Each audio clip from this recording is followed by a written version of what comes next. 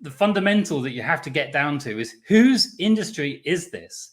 Does this industry belong to the tour operators and everyone else works in service to the tour operators?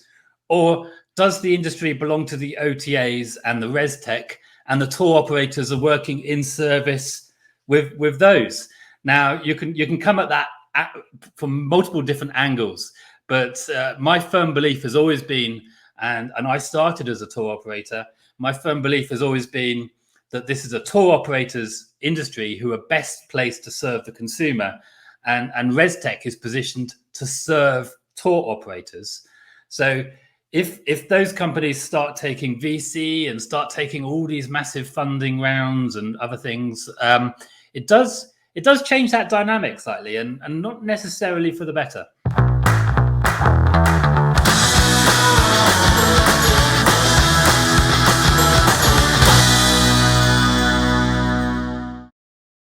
Today we have Alex Bainbridge of Otora. Now, he's not here to talk about his own business, Otora.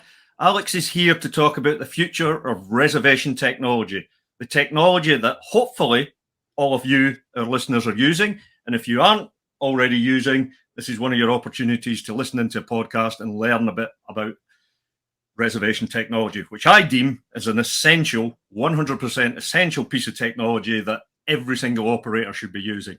So why have I got Alex Bainbridge here to talk about reservation technology? Well, Alex was one of the very first founders of reservation technology. He founded TourCMS way back in the day, 2003, 2004. We have a bit of history together. I was one of his first customers around about 2007. And in those days, there was really only a couple of choices. Alex's TourCMS, Stephen Joyce with ResGo, one or two others starting. And if we compare that with today, where we have over 250 different res techs, it was a very, very different world as an operator then.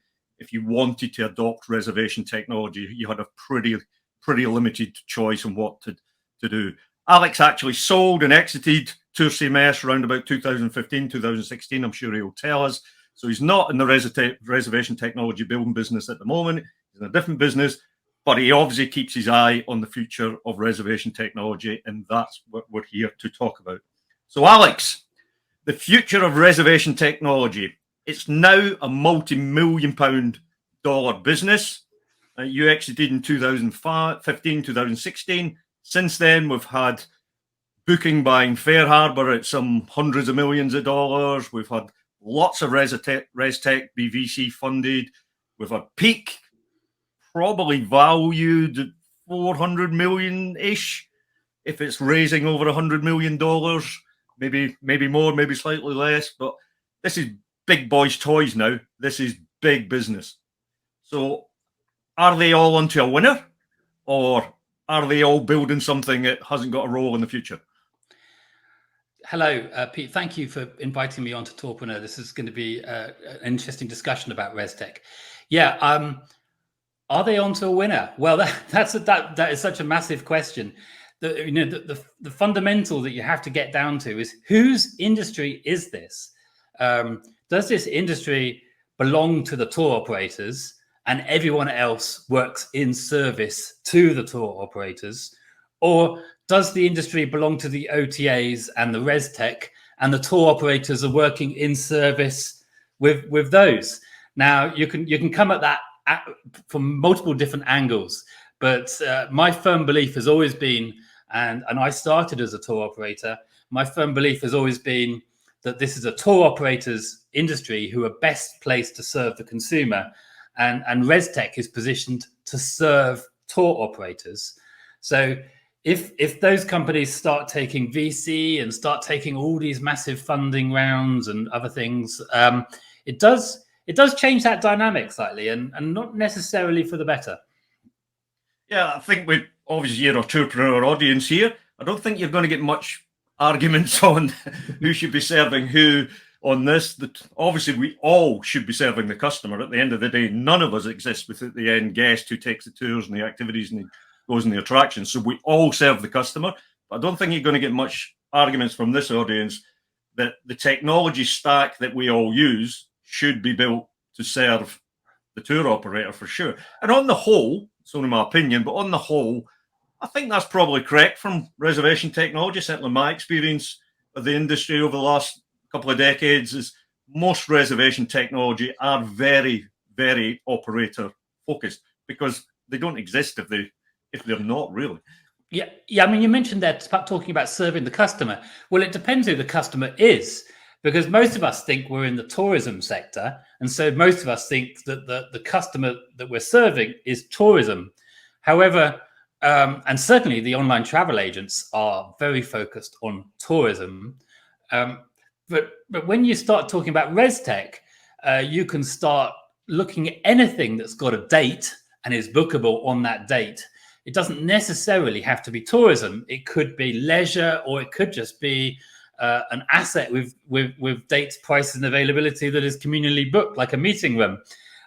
So I think the concept of what a customer is quite different, or what the end customer is quite different where you are on the scale between being a tour operator, a ResTech, and an online travel agent.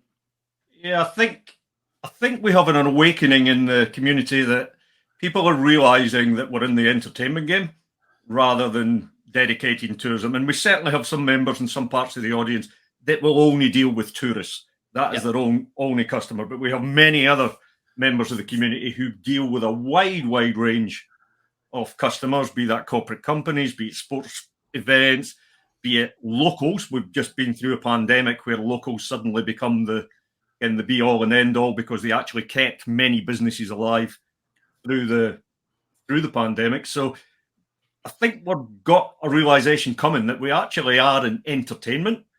Yeah. And the competition isn't necessarily the other tour operator down the road who's doing a similar thing. It's everything that's happening in your destination at any time, be that concerts for music, be that sporting events.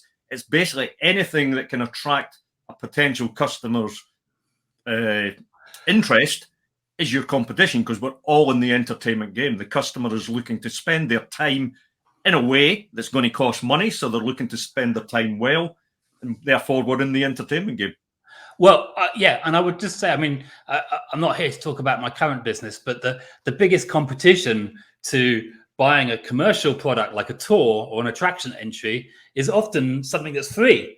You can go for a walk in a market, or you can go sit on the beach for 3 hours. None of those experiences have to cost money.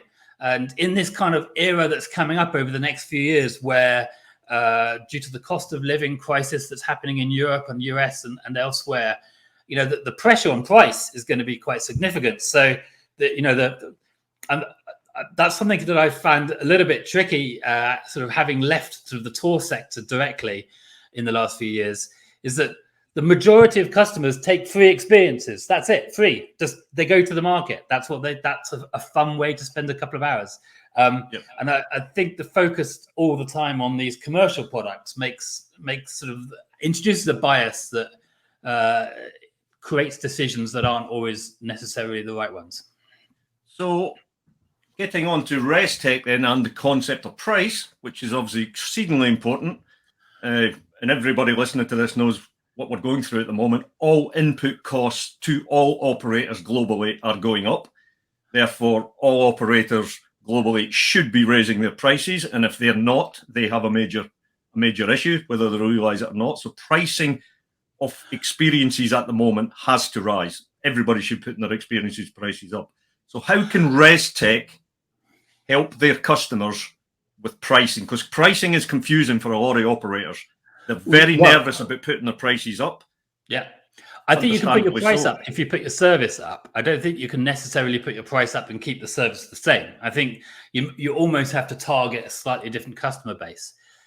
One of the challenges that ResTech have got is that they've all shifted to this model where they charge a percentage of the booking as their the cost of using the ResTech. Yep. So, of course, as prices go up, the ResTechs are earning more for not necessarily providing additional features or services themselves. So this was always a problem with ResTech and working on a sort of a 5% model, which many do, which is it always disincentivized the companies that had to spend money to run products at slightly higher prices.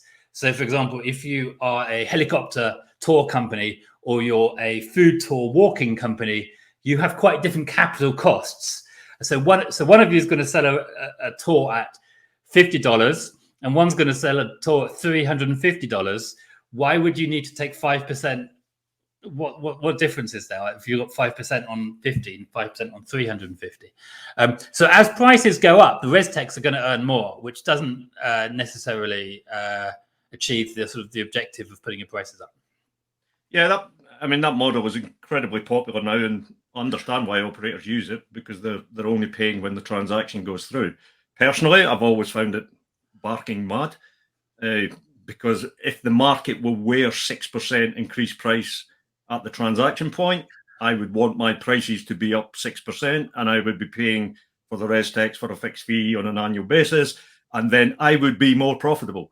And that is just a thing, that is a fact from economics, and the Tourpreneur is all about making operators more profitable. Therefore, if you can buy ResTech for X $1,000 a year and you have the right turnover, and why would you not drop that 6% to your bottom line? That to me is just a standard economics way of doing it. So I've always had a problem with that. However, I totally understand, particularly new operators, people starting up, they don't want any fixed costs. Some destinations like North America are much more prone to accepting and added costs on at checkout, whereas Europe, places like France, try adding 6% on in France, doesn't work very well at all. UK has works sort of, but you do lose a lot of conversions by adding that 6% on. Yeah, I think the market's going to accept it more now. I mean, when people started introducing that price concept, probably 10 years ago now, if you were a tour operator and you were using a ResTech, and a competitor tour operator in your destination wasn't using a ResTech, because at that time, ResTech was new-ish. Well, certainly web-based ResTech was new. Then of course you would have problems, because you would be your prices would be uncompetitive versus your near competitor, which is all that really matters. Now, because there's much more sort of penetration of ResTech into the market, if everyone's got those same costs, it's much less of a concern in terms of your direct competitor having a cheaper way of doing things. So yeah. So here's a question to you as an ex-CEO for ResTech. So if you have 3,000 customers, 4,000 customers, 5,000 customers, tour operators, you have access to more data than virtually every tour operator. There's one or two operators at the very scaled end who may have a little bit more data than you, but you have access to more data than any individual tour operator or any small group of tour operators. Therefore, you have more knowledge about what's happening in the marketplace than any tour operators. The OTAs may have a bit more knowledge than you just because of the width of sales. So you know what is happening with price in the market before tour operators do. You can see the trends. You can see the booking numbers. So my question is why is ResTech not aggregating that data and feeding back to their customers and telling them what is happening in the market? Yeah, that's a great question. I mean, I think the problem that ResTech's got is it's sandwiched between the online travel agents and the tour operators. So they can't act unilaterally. So it's not their data, and it's not their ability to change the market. And that's the problem with having this 3-layer sandwich, is that you can't at any one of those layers act and change something substantially, because you have to bring the other 2 layers with you. So whose data is it? The thing about the ResTech is that their perspective would be that data belongs to their customers, which are the tour operators. And so therefore, even in aggregate, it's difficult to share. I remember with TourCMS, we used to have a daily booking count. So we were actually publishing how many bookings we were getting every day, and that kind of thing. And that was really interesting. Unfortunately, it's not published now, but it used to be published. But that was good. So there was some kind of aggregate stats that could be published to make it, make it interesting to people. But Yeah, but it's you're not so right. much the booking numbers are obviously of interest, but the real, as we go into what I believe is going to be quite a challenging period going forward, the ability to price correctly at different times. And I'm not saying that's dynamic pricing. I'm just saying the ability to price correctly at different times is going to be so critical for operators to maintain profitability. Yeah, I mean that data exists. I mean, there's so many different ways of counting it, though. For example, do you say, okay, this is 4 hours long, $120, so therefore, what's the price per hour? And I know that you've done some analysis on that previously, a long time ago, at trying to compare the price per hour for all sorts of different kinds of experiences. And It's interesting, what does going to the cinema cost per hour versus what does going and sitting on a whitewater raft cost per hour? And just compare it on that basis. That would be interesting. I mean, but another way, but then that it's a little bit simplistic, because that tour or that attraction might be the one thing that you wanted to do that made you want to travel to that destination in the first place. So it's entirely what your memories are going to be about. And therefore, the value of that, not necessarily the price, but the value of that is so much higher. So if you said, oh, that's going to cost $200, and you go, well, that's going to be all my memories of this 7-day trip, suddenly it becomes good price. So you have to do the analysis on that would become quite interesting. But yeah, technically the data exists.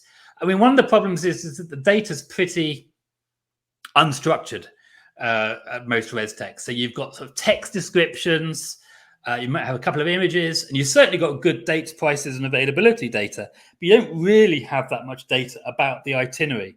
You don't know that this itinerary goes to a certain place and stays there for 10 minutes and goes to another place and stays there for 20 minutes. That data is kind of in free text within these long descriptions that people distribute. But that needs to become structured data if you're going to do analysis on it. So moving on from there, I mentioned earlier in the intro, we have about a couple of hundred res techs now, everything from scaled ones to small ones. And we have res techs who have dealing with 50 customers to 100 customers. We have a big bunch of well-known names who are dealing with 3,000 to 6,000, 7,000 customers. And then we have some market leaders, Ken Fairharbour's by far the market leader, dealing with north of 20,000 customers. Having said that, if you add all of them numbers up, if you're counting tour operators, I think you should be looking at companies like Palaces as being a sector leader rather than necessarily Palaces, who now own TourCMS, rather than Fairharbour. Fairharbour might have more tour operators, but Palaces is well up there with transactions, for example. Oh no, yeah, but there's different ways of measuring transactions versus. But for this audience on here, and mostly small, medium-sized tour operators, then what I'm getting to here is we have a bunch of res techs, well known, well established, some funded, some not funded. But when you add the numbers together, it isn't actually that big a number from operators using them. So that's good news for the res tech, because that means, in theory, there's a huge market still to go. I would probably argue, and this has gut feel, no data behind it, that operators who are adapted or have already adopted res tech are probably a wee bit more developed, a wee bit more leading. Then for the long tail that's left is probably a lot of small part-time jumping in and out type operators. So there may be a massive long tail left, but what is the value of that long tail? So where I'm going with this is we can't end up with hundreds of res techs all being successful. And at the moment, they're all trying to be, to me anyway, the same thing to all people. So they're all fighting over the same acquiring of tour operators, no matter what that tour operator does. They're also serving sometimes attractions, and sometimes not standard tour operators. So it looks to me, outside in, any customer is a good customer at that point at the moment. But if we just take the market, we have some people who are owned by the biggest travel companies in the world. We have others with massive VC money. The market has to shake out at some point, and some of these res techs are going to have to change the business model going forward. That's just a fact. They can't all survive on being all things to the whole sector. Yeah, and there aren't that many knockout blows. By which I mean, if you're a ResTech and you do a project and it takes 6 months, then 10 more ResTechs will do the same project. So there aren't that many knockout blows that a single ResTech can take to move their position within the market on. Perhaps there is one which is a bit more long term. But as we're talking about the future of ResTech, it's worth bringing it up here, which is fundamentally it will be whichever ResTech gets AI first. That's it. So that between now over the next few years, the AI and all of the various different subcomponents of that will significantly change local tour operating and distribution. So whichever ResTech gets that first probably has a chance to make a sort of a industry shift in terms of acquiring more tour operators from one ResTech to another, or churning perhaps is the best word, but I don't really like the word churn, but that is the word that should be used. Yeah, so by default then, I mean, as you and I know, AI's from a technical perspective and an engineering perspective is not particularly straightforward and simple. Therefore, those with the most resources from an engineering perspective, which means those with the most access to cash to build these engineering resources, are probably in a better position going forward to adopt that. No, I'm not so sure. I think we're still in the innovation phase with AI. So if you have tens of thousands of tour operators, you've got a problem because you spend 6 months on a project. You've got to make it available to your 10,000 tour operators, and which means that as soon as you do that, your innovation is just completely ground to a halt, because you are then having to support those 10,000 on something that's quite new. So I would argue that it's probably the smaller ones who are able to innovate because they've got their agility still. So I think there are inbuilt advantages for the smaller ones to innovate, but the smaller ones tended to have been late entrants into the industry. So, that they're not so well positioned because they've got less experience. They've just got, they're focused on sort of catching up their feature set to catch up with the leaders, rather than necessarily coming up with a completely new feature set that's based around sort of AI, for example. So if we just dig into transactions a bit deeper, my interest, and everybody in tour, not everyone, but the vast majority in Tourpreneur's interest is tours and activities. But we have this other big part of the sector in the industry called attractions. And attractions, as you know and I know, is volume. That is big transaction numbers on a daily basis, day in, day out, every day, whereas tours, activities are impacted in all sorts of things, seasonality and trends, all the rest of it. They go up and down, and it's a long, long tail, whereas we could probably spreadsheet the top 500 attractions in the world, and that gives an eye-watering volume of transaction on a daily basis, which makes the OTAs very interested in attractions, which makes ResTech interested in attractions.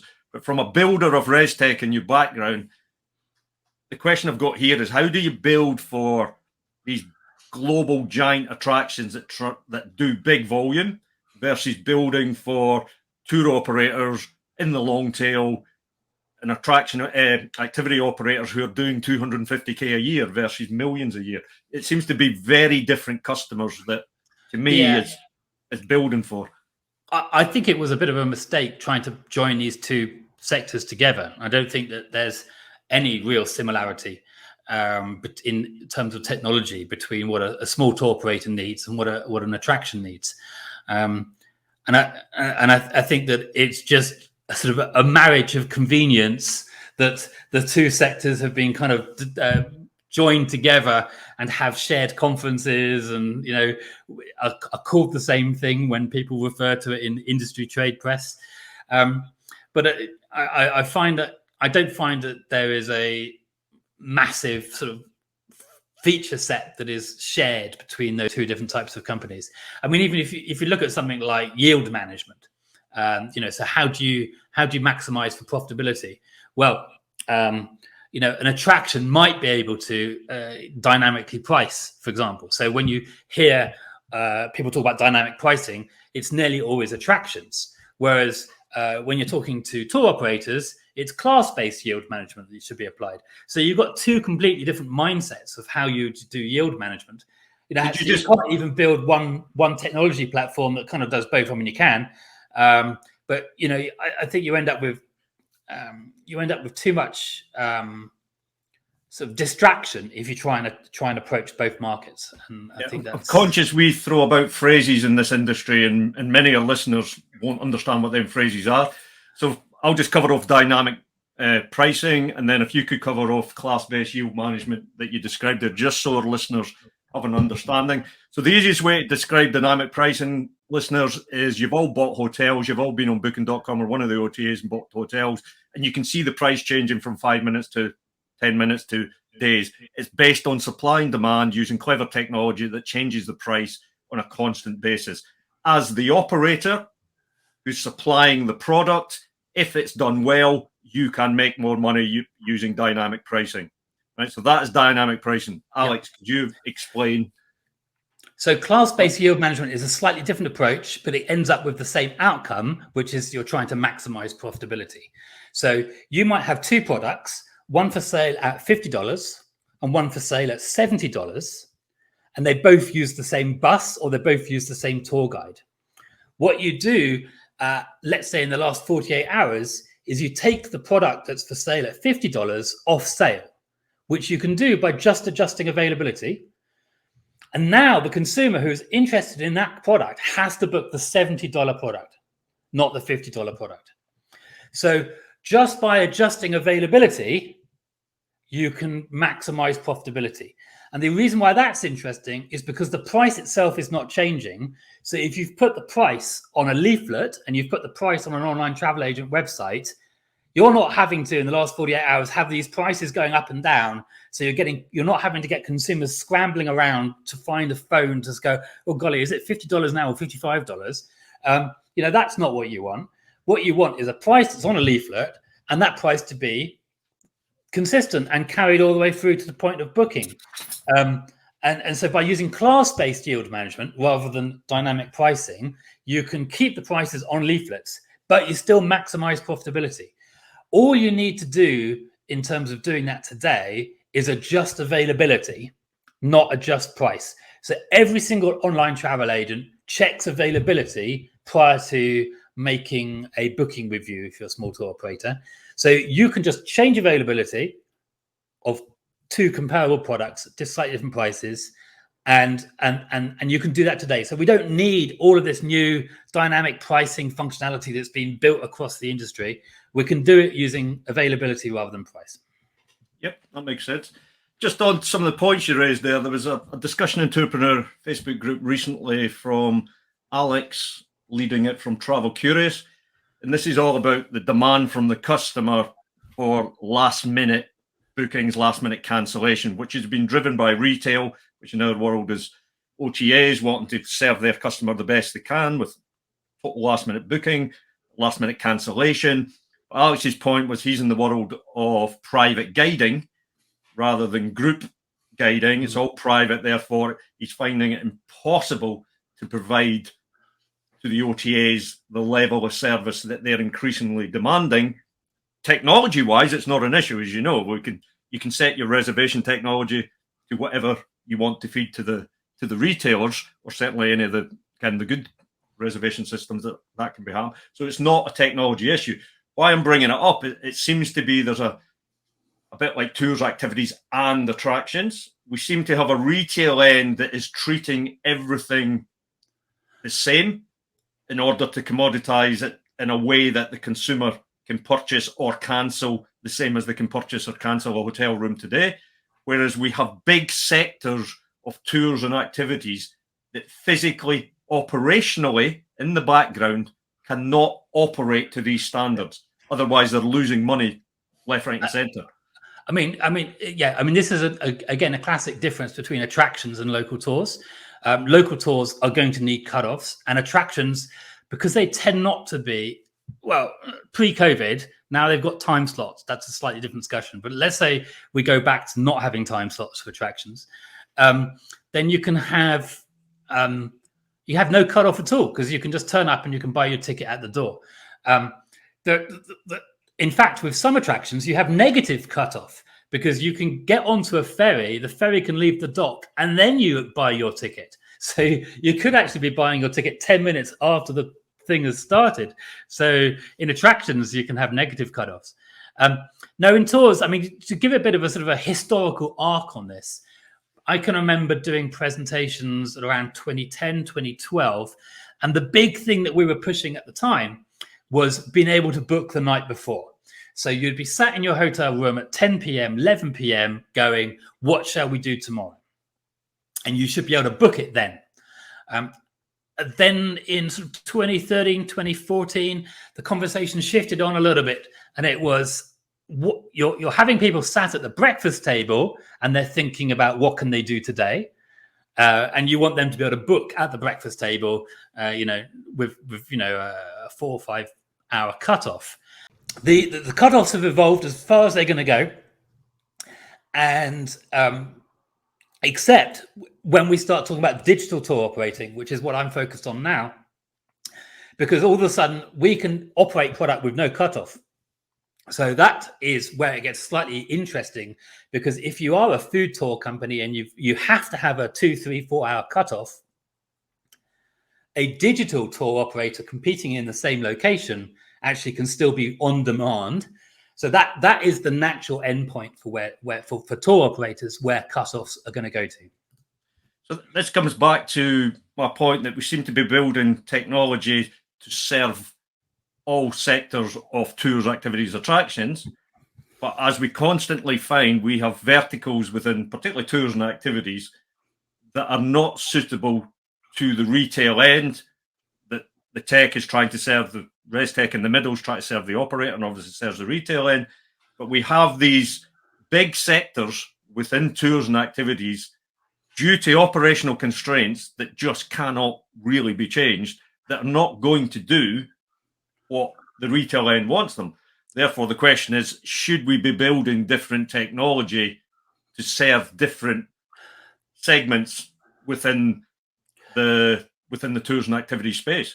Yeah, I mean, I think it's slightly sad for consumers, because if you look at what can you do in 2 days' time, you've got this massive range of things that you can do.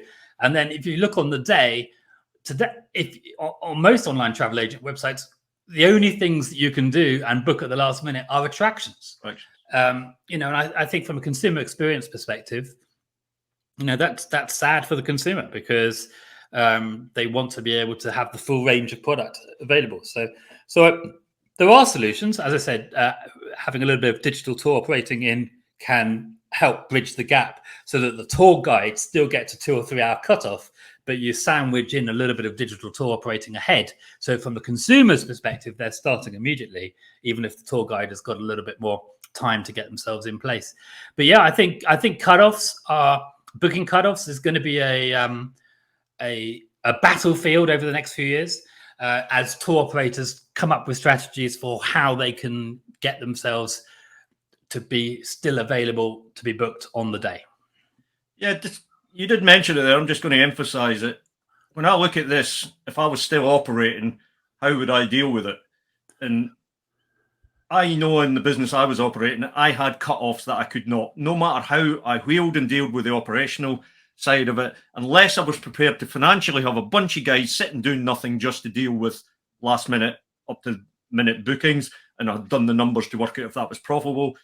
Apart from that, going forward, the way I would dealt with it was I'd have a range of experiences that were human-led, that would have operational standards and cut-off times around it, but I would have in my world, self-guided experiences, digital experiences that made sure I was getting a chunk of those last-minute transactions, because even if I wasn't making a lot of cash from it, I was making some cash versus no cash.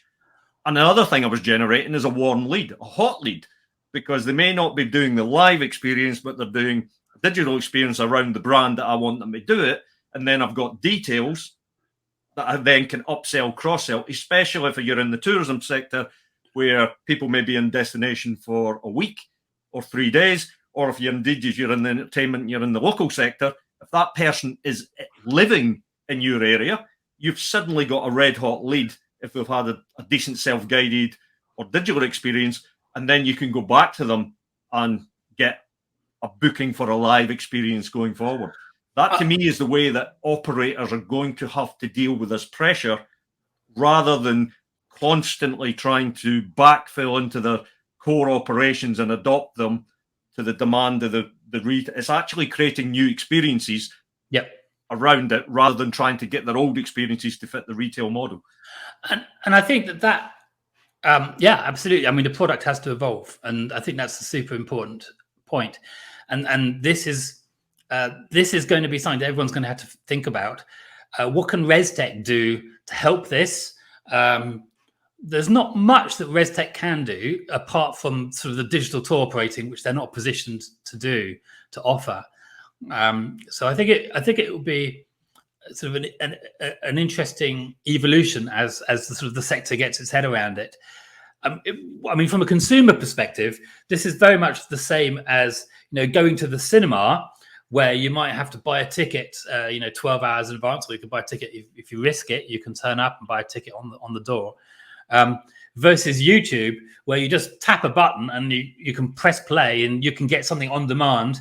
Which is more gratifying? Well, probably the thing that you pre-booked, and because maybe we can talk about the quality of the content, etc. But that's a slightly different argument.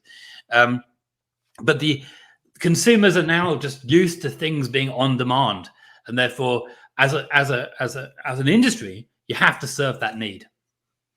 I do think we're in a bit of a blip at the moment. I'm just making sure operators do understand it is a blip. We have consumers at the moment booking in advance because of the chaos of the pandemic, and there is an awareness in the market that you can't get a restaurant table, you can't get things last minute at the moment, because the industry globally is so short of staff. And I've experienced it myself in the last few weeks when traveling, and hotels operating 4 days a week, restaurants, and only serving people who are staying in the hotel, not walk-ins off the street.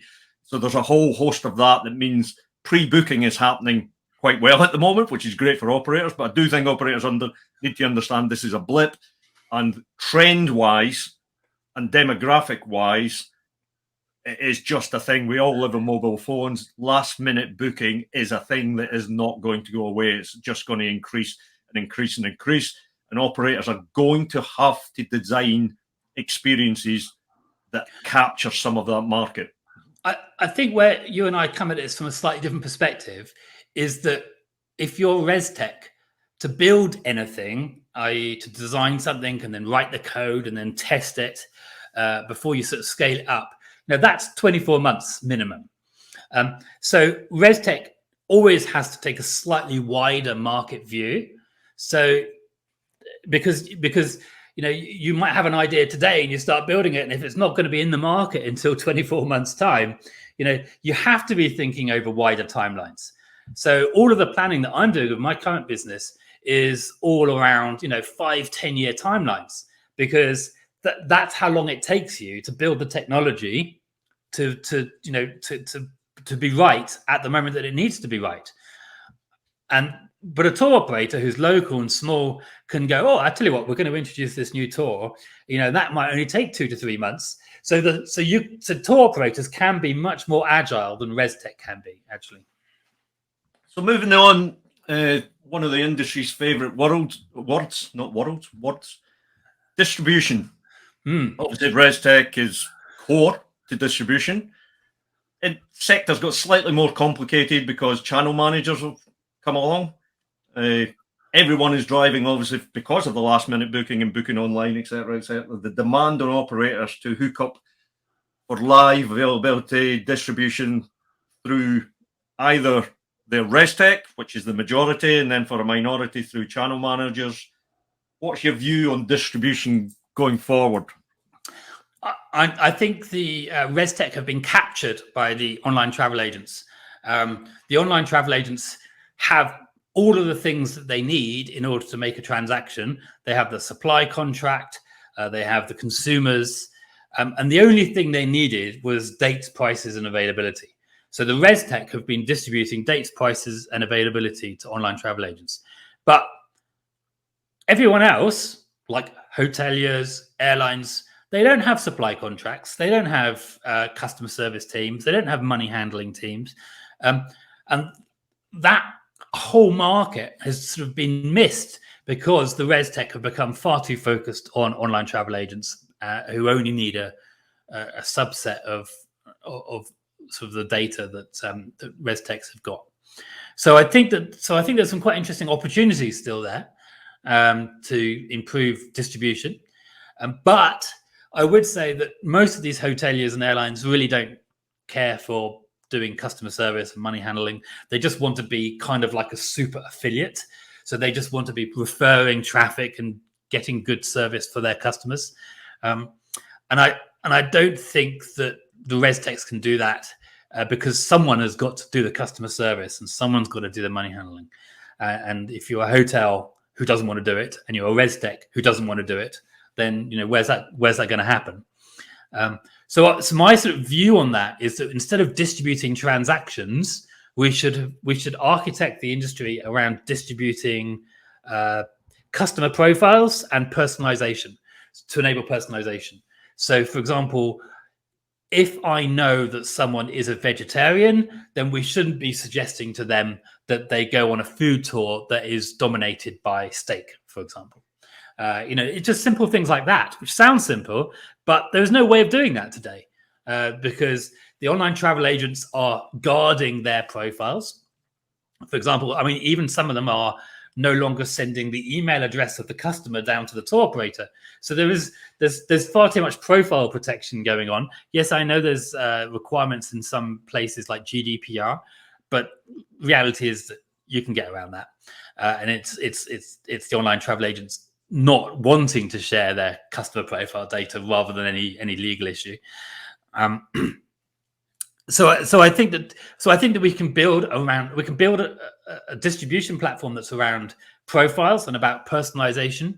And so, for example, a hotel might know that a guest is vegetarian, in which case we should only be suggesting to that hotel guest the non-meat, non-fish food tours.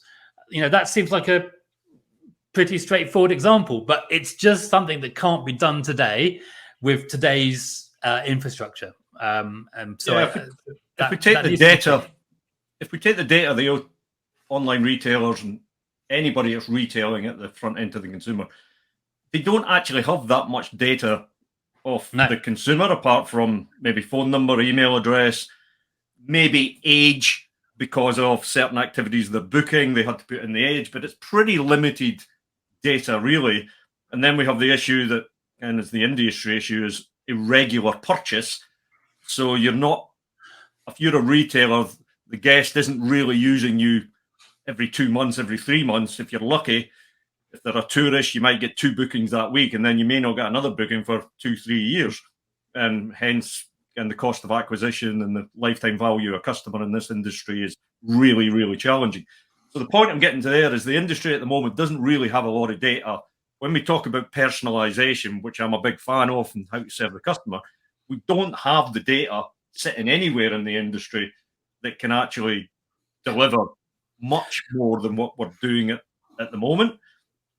You brought up hotels. Do hotels have that data? They have probably more, and certainly on the loyalty schemes, if we go to the big hotels, so the Marriotts and the Hiltons and those of the world, in their loyalty schemes that measure hundreds of millions, they have a lot more data in there.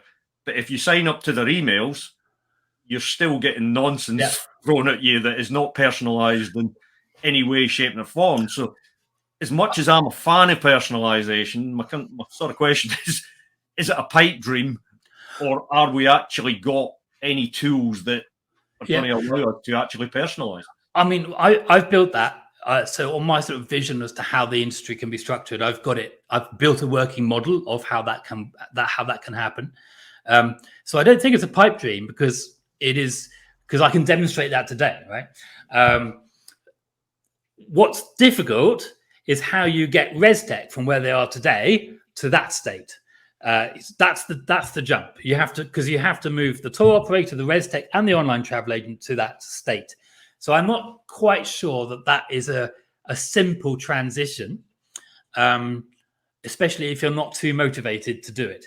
So we've built it, and we'll be scaling up a different industry model, which has this approach at its core, the personalization approach, and that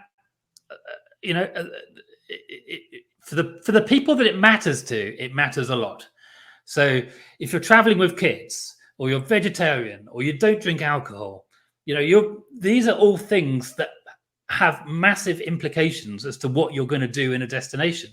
So those people may I mean, I've got a sort of stats that says 22% of our customer base have got something on their profile that would mean that they would make different choices about what they're going to do in destination than people who don't have those sort of preferences.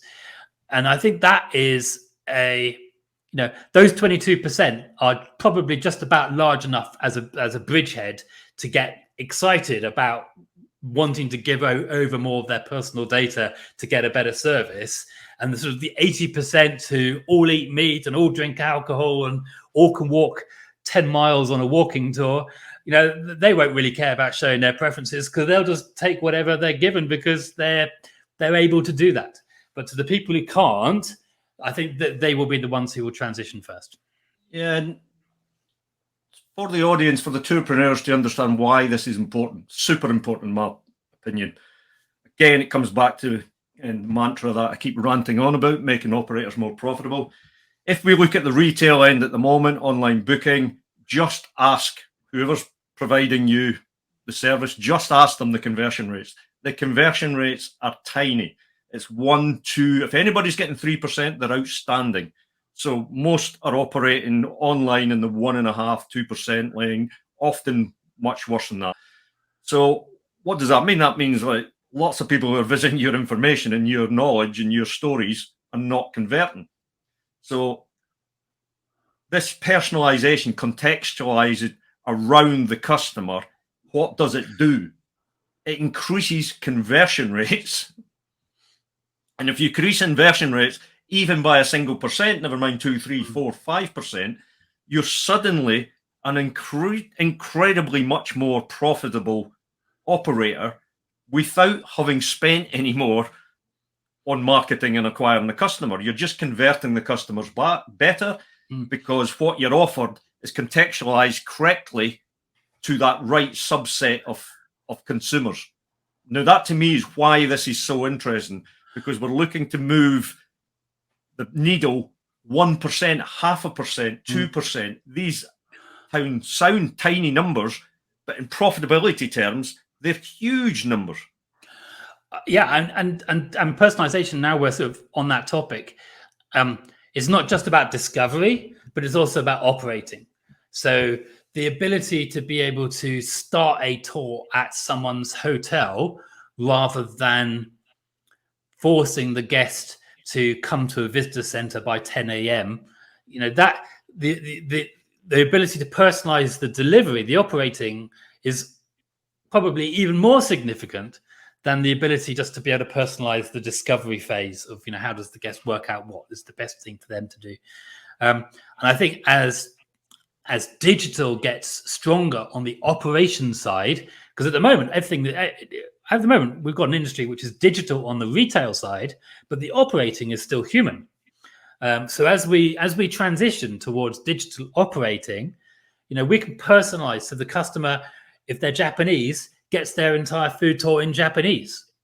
If their guest is staying at this hotel, the tour starts at that hotel. This is all. This is all quite, obvious, but also very, very hard to execute. Yeah, it's incredibly difficult, but the upside of it is huge because, like I said, we can increase conversions. We're not looking necessarily to grow the market. It's the market is already there that can convert better, because the evidence at the moment says it's not converting well, particularly on online booking, which everybody's pushing towards. But the conversions of them online booking are not impressive at the moment. Yeah, and I think, that's where we're talking about the future of ResTech. That's where, ResTech is very much on the retail side. You get ResTech also working on the sort of the ticket redemption, the ability to be able to waive a phone or a printed out piece of paper with a QR code or similar on it. That's pretty much where the ResTech ends. It doesn't go into the experience delivery itself. And here's a big question for you. And I'll ask you a question. You've been asking me all these questions. So what is the number one question that tour guides get asked? Number one, obviously depends on what sector they're in. Often, from my background, on arrival, where is the toilet? Right, that's a good question. That's it. So, can you, out of these 250 ResTechs that there are, how many of them have got a toilet project? Any of them? No. Right. So that's the point, is that there are all these consumer needs that are not being served by the ResTech. Yeah. Why is that? That is where we're getting into personalization of humans, and that is contextually, once you get deep in that, you do improve conversions. You do, because you're taking care of all human needs. Yeah, that's the point I'm trying to say, is that ResTech stop at the point that the consumer hands over their ticket. But there's all this other digital serving that we could do to the consumer, while they're on their tour, and it's things like, I'm not sure I want to interrupt the tour guide. Should I go to the loo now? Can I go to the loo in 10 minutes time? Where are we going to be in 10 minutes time? It's simple things like that, but it's not even being addressed by any of the ResTech. The ResTech the ResTech is named ResTech because it's all about the reservation, but they need to move to being a wider scope and a wider, apply technology to the whole experience itself. So do you see, we're coming up to wrapping up soon, but do you see the ability of the current clutch of reservation technology? Obviously, we've got the big boys, well-funded, the ones who've been going for years, so we're very well established, lots and lots of startups, or again, 2-3 year startups. Do you see them breaking out where we get some ones going vertical, so they become the best rafting operator, ResTech, or the best multi-day walking tour operator, best food tour ResTech? Do you see that happening? Is that a viable market for some of them to break out and just become the expert reservation technology in a vertical? I think so. But that if you're the tour operator and you're going into that ResTech, you then are buying into the fact that the technology is not going to be your competitive advantage. So if you're a food tour operator and there are 3 or 4 food tour operators in your city, and all of you are on the same ResTech, well, technology, you're not going to be coming last with technology because you've got the same technology, but you also know that you're not going to get any advantage from your technology.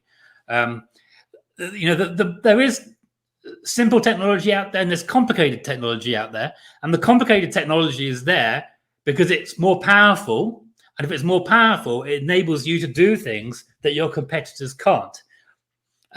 So that, I do think there will be specialization of ResTech, but if you're a tour operator and you're going into those specialized services, and you might think this is a good thing, and it probably is a good thing if you're not technical, is that you should take that technology and go, right, we're going to have to compete on everything but technology. So we have to make our tours amazing. We have to make our guides trained totally well.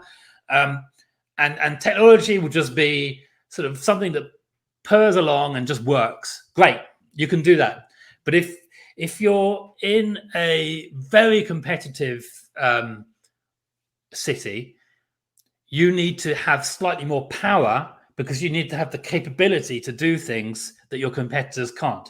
For example, the ResTech might provide an API so that you or a developer can write some code to interact with your customer profiles and start doing clever things. Great. And you might have this amazing idea that you don't even want to tell the ResTech company about, because you're going to use that to drive an advantage versus your near competitors who are in the same city. So the ResTech needs to give you the power and not to be able to see exactly what you've done. And that is what the power of an API for developers, that's what it enables people to do.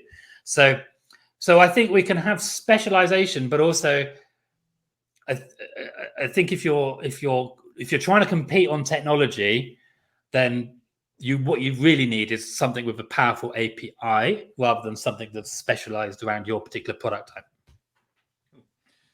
So if you were still CEO of ResTech and you're looking at the industry today, you're looking at tour operators today, just to finish off, what's the one or two things that you think you would be doing to make tour operators more profitable? I think I would be looking at fintech, financial technology, because I don't think money needs to flow all around the world as it does today. So, for example, why would a consumer who, let's say, might be standing in London, they might bring up an online travel agent app from a global online travel agent, the money will now flow physically, well, it won't physically flow, but it will go from London to wherever the online travel agent is headquartered, back to the supplier that's probably only 5 miles away. There's just a lot of money flows that don't need to happen. So if I was a ResTech, I would be looking at that. And I know quite a lot of the ResTech have got things on the financial side, but we just don't need money flowing around quite as much as we do. That's super important. The second thing, I think that's probably the first. But the second thing is, I don't know whether or not there really is the much market in going down the long tail of all of these small tour operators. However, what there is the opportunity to make a small tour operator a larger tour operator. So I don't think you should be trying to onboard endless small tour operators that will be 1-2 person operations. But you could take a 5-person operation and make them a 50-person operation. That will probably make more money for you than constantly be trying to sort of onboard the really smaller tour guides. Of course, tour guides who are standalone tour guides have got dedicated tour guide platforms, so that's a slightly different thing. But yeah, I think there's a massive opportunity in commercially helping the 5-employee companies become 50-employee companies. That's where I'd be looking. Yeah, I agree in the same point there, but again, they have the data from their customer base, which is us, the tour operators. There is a lot more I see that ResTech could be working deeper with the base that is going to basically give them a customer for life rather than having to suffer churn. If that customer gets bigger, obviously they make more money. That's probably a much more attractive model to me, anyway, if I was owning a ResTech, than acquiring another 15,000 small 1-person or 2-person operations around the world. So I just want to finish up here by saying to the community that ResTech's been about now for a while, 15, 16 years. In my opinion, I think we're incredibly lucky as tour operators that we have such a wide choice of reservation technology. We also have a lot of high quality reservation technology. For the younger members and for people that have not started up recently, you may think this stuff's expensive. Trust me, it is not expensive. We've got really good technology in the industry here that is at a really cheap price. Unfortunately, I'm old enough to remember when we had to pay real money for technology versus today, where you can pay monthly or you don't pay at all and the customer pays. And this technology we're getting for a low value price is fantastic. It really is. So it's up to all of us to work deeper with the technology companies that are supporting us to allow them to help us become better operators and more profitable.